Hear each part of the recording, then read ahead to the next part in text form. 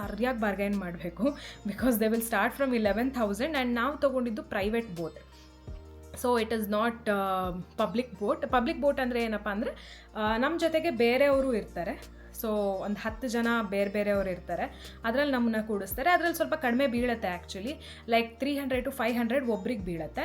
But we chose private boat where V2 ಅದೇ, ನಾನು ಚರಣ್ ಇಬ್ಬರೇ ಹೋಗಿದ್ದಿದ್ದು. ಸೊ ನಾವಿಬ್ಬರು ಮತ್ತು ಬೋಟ್ ಓಡಿಸೋನಿದ್ದ ಅಷ್ಟೇ. ಆ್ಯಂಡ್ ಮೋಟರ್ ಬೋಟ್ ಅಲ್ಲ, it was a rowing boat. He was very good. I can even give you the number of the boat